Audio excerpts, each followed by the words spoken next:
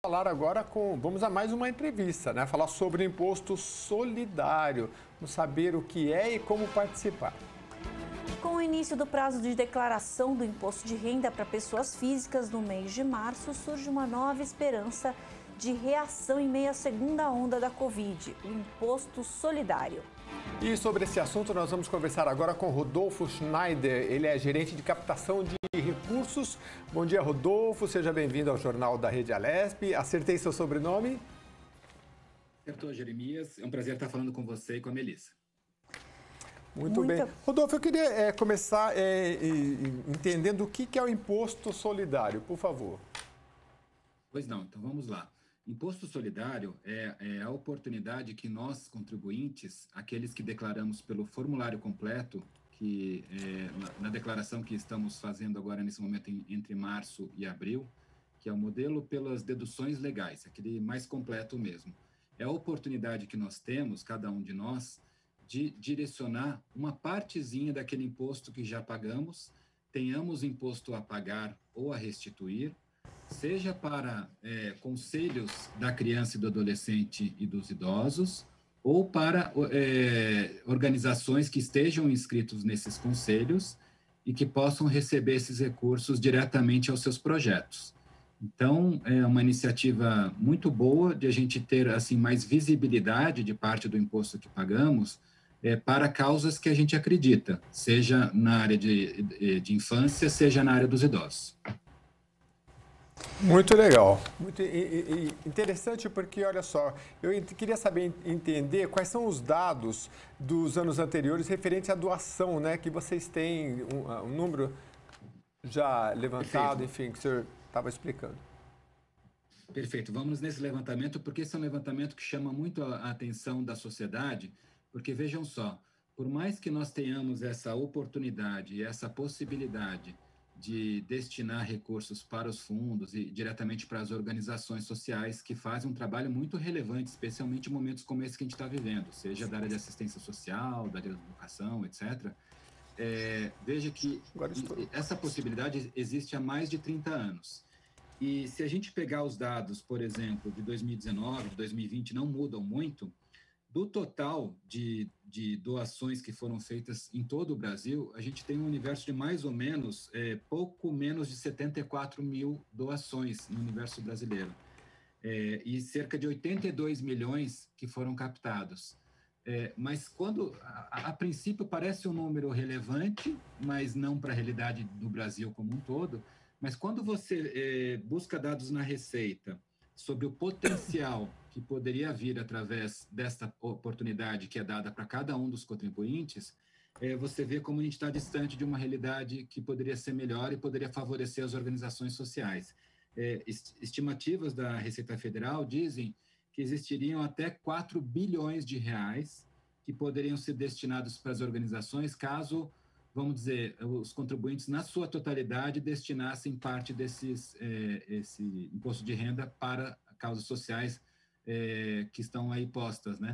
Então, a gente tem um caminho longo pela frente, são poucas pessoas que têm conhecimento sobre essa oportunidade, e eu agradeço a oportunidade de estar discutindo sobre esse assunto aqui, porque são situações como essa que favorecem esse diálogo e o conhecimento da sociedade em relação a essa temática. Agora, só para ficar claro, a pessoa que fizer a doação, agora está no momento de preencher a declaração, ela não tem isenção dessa doação ou tem a isenção? Na verdade, o que acontece, assim, se o contribuinte tem imposto a pagar, o que vai acontecer?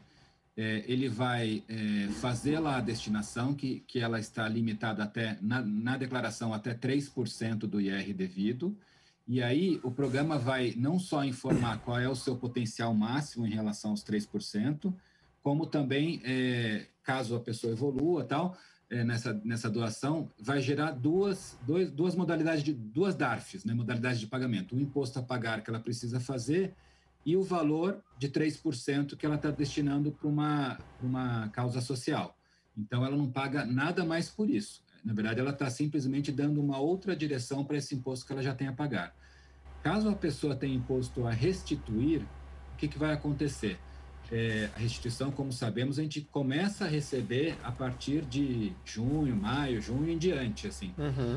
Aí o que vai acontecer? Nós vamos antecipar esse valor de doação, que também vai representar os 3%, e esse valor depois retornará para a gente na nossa restituição. Então, se temos, hipoteticamente, os 3% sobre, por exemplo, um imposto devido de R$10 mil. Então, a gente tem, nesse caso, nesse exemplo que eu dei, R$30 para ser doado, né?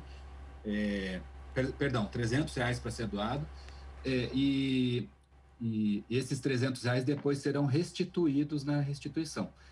Então, assim, nós não perdemos nada com isso, apenas estamos dando um novo direcionamento e temos, por mais que a gente tenha mais ou menos clareza de onde os nossos impostos sejam colocados, essa oportunidade dá ainda mais efetividade para que a gente possa não só apostar naquelas causas que a gente acredita e ter visibilidade maior sobre onde parte do nosso imposto está indo. Muito bem, estamos conversando com o Rodolfo Schneider, gerente de captação de recursos. Só para ficar claro, então, você deu 2 exemplos. Se eu fiz a declaração do imposto de renda, se eu não tenho nada a restituir, pelo contrário, eu tenho que pagar 10 mil, 3% eu posso doar para uma instituição, né? E aí vai ser gerado 2 formas de pagamento, o que eu pago para a Receita e o outro que eu vou pagar para a instituição. Agora, no caso da restituição, se eu tiver R$10 mil para receber de volta a restituição, como é que funciona mesmo? Só para ficar claro. Não, na verdade, eu fiz o cálculo sobre o imposto devido, né? Então, digamos que seja 10 mil imposto devido, né? E aí eu vou calcular os 3% sobre os 10 mil, vou chegar em R$300. Esse valor, digamos que eu tenha lá uma restituição a receber, hipoteticamente aqui, de R$500.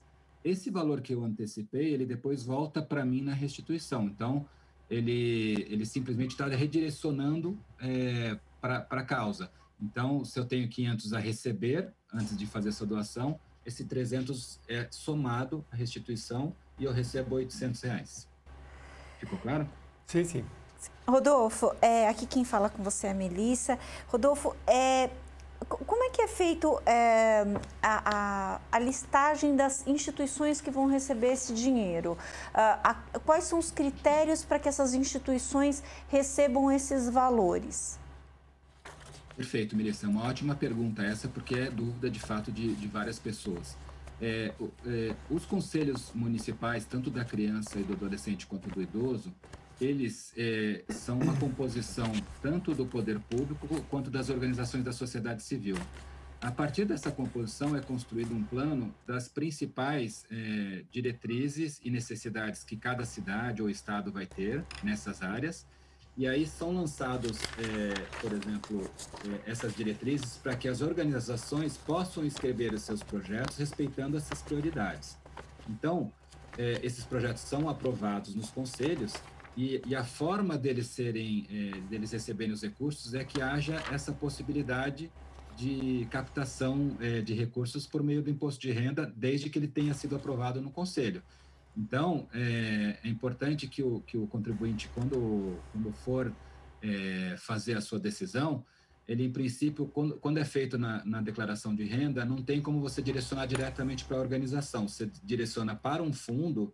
E existem vários fundos no Brasil, tanto estaduais quanto municipais, e o Condec é um deles, né, em São Paulo, que permite com que você possa direcionar esse valor inicialmente para o fundo, mas informar depois que gostaria que esse valor vá para a instituição X, Y ou Z, que está aprovada e apta para receber esses recursos.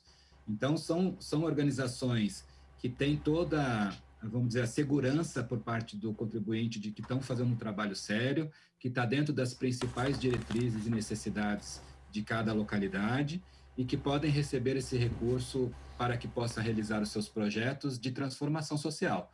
Então, são recursos que vão permitir com que eles possam fazer muitos avanços, tanto na melhoria das condições das comunidades vulneráveis onde eles estão inseridos, melhorias na infraestrutura da organização, capacitação dos seus colaboradores, enfim, uma série de benfeitorias que vão permitir com que o trabalho dessa organização possa ser ainda mais efetivo naquela localidade que, em geral, está localizada em áreas bastante vulneráveis.